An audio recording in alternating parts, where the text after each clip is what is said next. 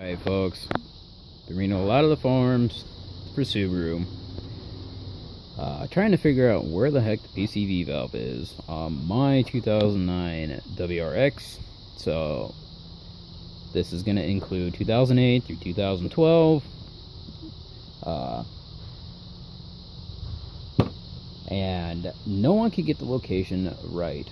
Okay, it is not under the degas bottle, it is not in a plastic elbow. They've changed the way things work. It is under the top mount intercooler. You could actually see it with the intercooler on. It's just easier to get to when you take it off. Actually, you can only get to it if you take it off. And it is in this, okay? And it's gonna be right down there where that blue rag is. That blue rag is stuck in the vent, so I don't drop crap down there. Okay, this gizmo here, I believe it monitors crankcase pressure and vacuum. Gives you a nice little engine code, blah blah blah. I didn't get that, and I'll tell you why in a minute. But anyways, that plugs into the top. The PCV valve plugs into the bottom here. There's two spring clamps that hold these on. You gotta unplug this guy too right here. And then there's a hose that runs from the PCV valve to the back of the intake manifold,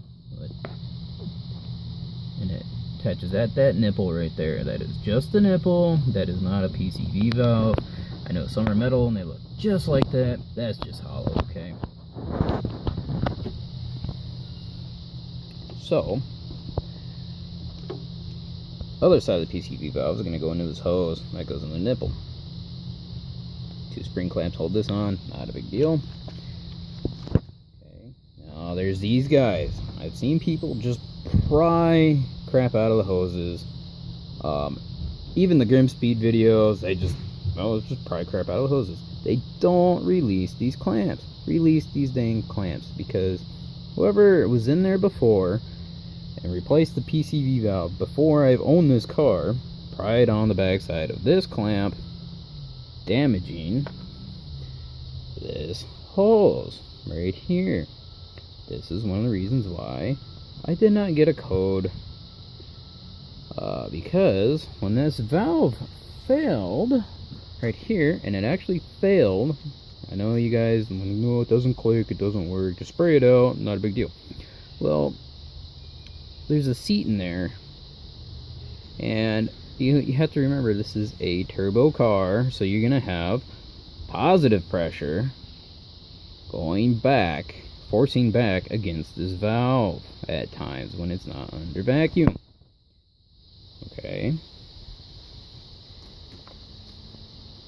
so if that leaks, you're gonna pressurize your crankcase, and then when it goes through another cycle, it's gonna suck that oil out with that positive pressure. You're gonna get big old oil consumption problems, so forth, whatnot. So anyways, they pried on there, they damaged this, and when that valve failed, the turbo was backwashing boost through there, and it blew this out. Okay, so now I have another problem. I have a lean misfire under idle. Okay, it wasn't enough to trip up the fuel trim to give me a lean condition code. Okay, well, and plus it's pulling oil, so not a big deal. So these spring clamps here, they're simple to operate. This is in an unlocked position. When it is locked on that hose, this little catch is looped over that notch. Right? I can almost do this by hand. To release it, you just take a pair of needle nose pliers, stick it in there.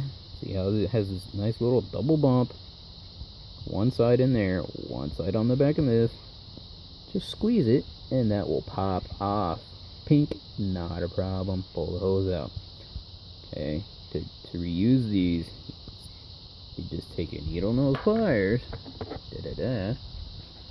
and you put One jaw there, one jaw there, give it a squeeze, and it will reclamp. And there's going to be 3 of those.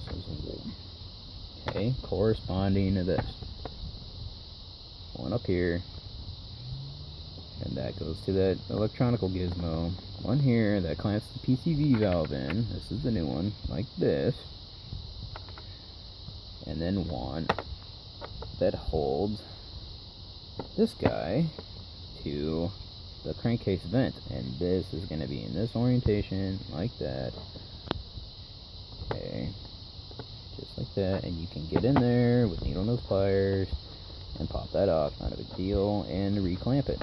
Okay, good idea to replace this anyways when you remove it, because they do get old, dried, and cracked. This has cracks all over it. Okay, $40 dealership. Yeah, it's expensive, whatever, you try and find it somewhere else. So anyways, that's that is where she lives.